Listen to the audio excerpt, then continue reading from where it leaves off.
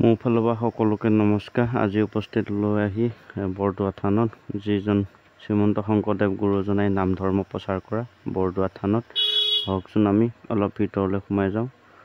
আৰু ভিতৰলৈ আহি আমি দেখিলোঁ বৰনামঘৰত ধুনীয়াকৈ চাফ চিকুণ চলি আছে।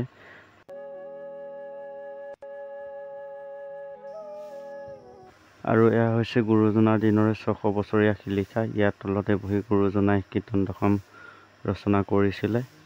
ইয়াৰ আজিও জীৱিত শিলিখা গছজোপা। আৰু এয়া দেখিছে আপোনালোকে গুৰুজনাৰ পদচিহ্ন থকা এয়া নামঘৰ। এই গোসাঁই ঘৰতে পদচিহ্ন আছে বুলি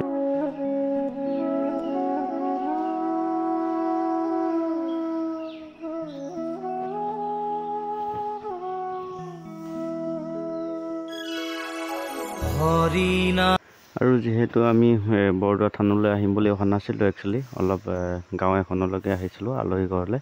তথাপিও এপাক গুৰুজনাৰ দৰ্শন ল'বলৈ আহিলোঁ। একচুৱেলি লং পেণ্ট পিন্ধি অহাৰ কাৰণে আমি বৰনামঘৰ ভাগত সোমাব নোৱাৰিলোঁ। জয় গুৰু শংকৰ সৰ্বগুণাকৰ জাকে দিনা শিকে পাম, তুহাৰী চৰণত ৰেণু শতকোটি বাৰেক কৰোঁ সুপ্ৰণাম, বাৰেক কৰোঁ সুপ্ৰণাম। শংকৰদেৱ গুৰুজনাৰ বিষয়ে সবিশেষ ক'বলৈ মহমতি ইমানটো শক্তি নাই যে গুৰুজনাৰ বিষয়ে কৈ শেষ কৰিব পাৰে।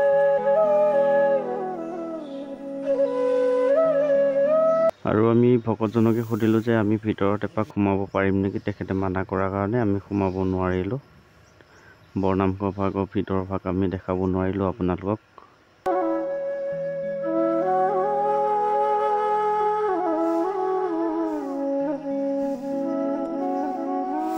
আৰু আমি ৰাতিপুৱা সোনকালে 8টা বজাত পোৱাৰ কাৰণে ইয়াতে ভকতসকলে চাফ চাফাই কৰি আছে, কমিটিৰ মানুহবিলাকে। সেয়েহে বহুত ধুনীয়াকৈ চাফ চিকুণ দেখিছোঁ। বৈকুণ্ঠ প্ৰকাশে হৰি নাম। আৰু ইয়াতে বহুত ধুনীয়া চাফ চিকুণ কৰি ৰাখিছে জেগাবোৰ, ইমানেই ভাল লাগিছে মানে।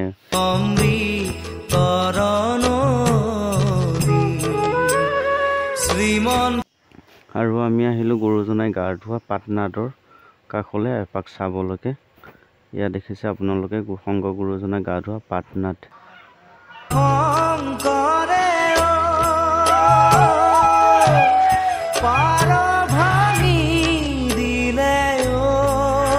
আৰু ভিডিঅ'টো চাই যদি আপোনালোকে ভাল পাইছে, লাইক আৰু ছাবস্ক্ৰাইব কৰিবলৈ নাপাহৰিব, যাতে মই আগুৱাই যাব পাৰোঁ, তাৰে যাতে আপোনালোকে উৎসাহ যোগায়। যিহেতু জগতগুৰু শংকৰদেৱ তেখেতৰ কথা কৈ উমৰিব নোৱাৰি, সেয়েহে মই সবিশেষ বেছি একো কোৱা নাই। কিবা যদি কওঁতে ভুল হৈছিলে সকলোখিনি আপোনালোকে মৰীক্ষণ কৰি শুধুৱাই দিয়ে যেন। বহে বৈকুণ্ঠৰ পৰা চাৰি পুৰুষাৰ্থ, তাহাৰ নিজৰা চাৰি পুৰুষাৰ্থ,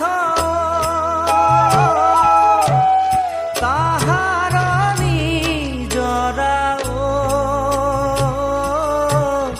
হৰি নামে মূল ধাৰা, হৰি নামে মূল ধাৰা।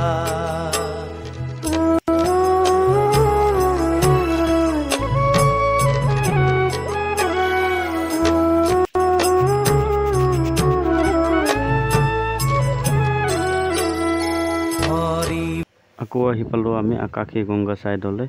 এই আকাশী গংগা পুখুৰীৰ ওচৰলৈ আহিলোঁ আমি। এয়া ইমান ধুনীয়াকৈ সুন্দৰ পৰিৱেশ চাফা কৰি ৰাখিছে। আপোনালোকে আহিলেও খুব ভালেই লাগিব আপোনালোকৰ।